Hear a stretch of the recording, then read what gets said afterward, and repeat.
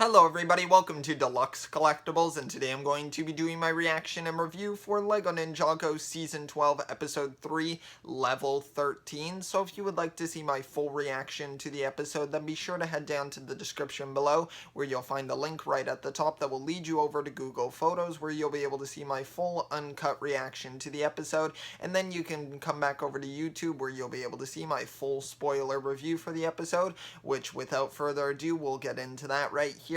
And this episode basically begins with we see some of the prisoners, including the mechanic who was just recently locked up again, and we get to see Captain Soto as well, and Ultraviolet also, and Fuji Dove as well makes an appearance, but he's kind of shunned away from the other villains because they don't really consider him a true villain. But those are kind of the three main ones that we focus on in this episode, and it basically, they all get let out of prison by someone who serves Unagami, who basically asks them, do you want to serve Unagami as well? And of course they all agree so that they can have their freedom. And then the ninja are actually going to go visit Cyrus Borg, which makes perfect sense because of course he's kind of the tech genius in the series, so he would be the one who would be able to kind of figure out this Prime Empire arcade cabinet. So they go to him, really cool to see his return as well, and it's cool that Pixel gets to be there as well because of course they're the ones probably with the closest relationship, I would say.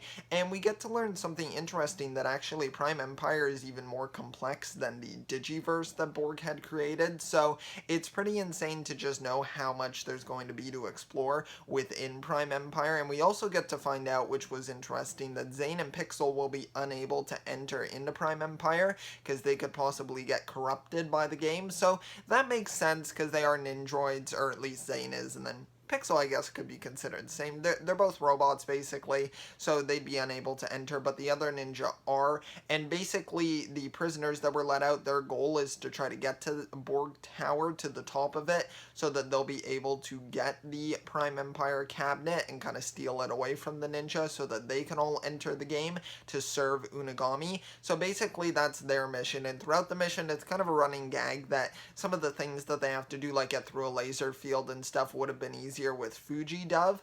And we get to see Fuji Dove doing a few other things, like at one point he's just sitting on a bench just feeding like some pigeons, and I was just like, or some doves, I don't really know, but he's just feeding them, and I'm just like, yeah, this guy's definitely a true villain.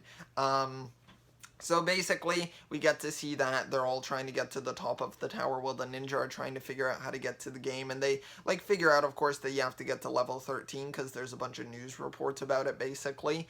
And Cole's the first one to start playing it to try to get into it. Now, I wasn't sure if each ninja would individually have to play to enter into it, but it turns out that by the end of the episode, they're able to get in, and Cole's just able to hold the door open for all of them. So that made it pretty easy, so they didn't each have to play through to get to level 13.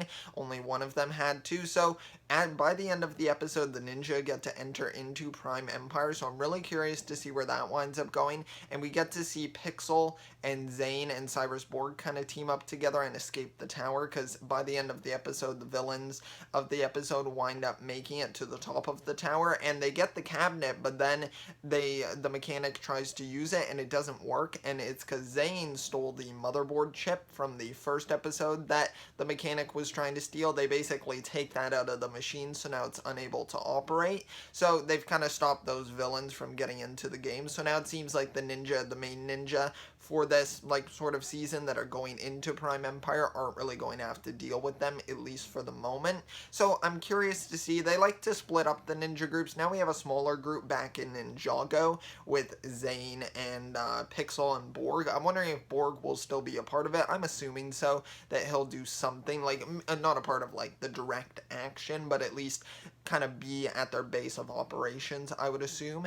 And that'll be interesting to see as well, because now they're definitely going to have to try to defend that Prime Empire motherboard from the villains. So that'll be interesting to see some of those stories as well. And I'm just very curious to see what's going on in Prime Empire. I really want to see what's happening there. See all of the ninja, the avatars that they choose to disguise themselves as. We get to see a little peek at it by the end of the episode, but there's going to be so much to see. I'm just super excited for that.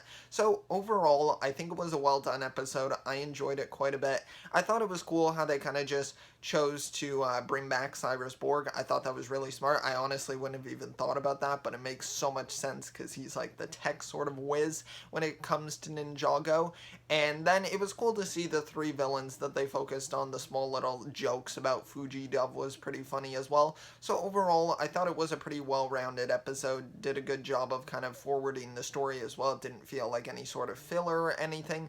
And now that the ninja are in Prime Empire, I'm just so interested to see where that goes. But yeah, it was a good episode. I would honestly probably give it a 4.5 out of 5.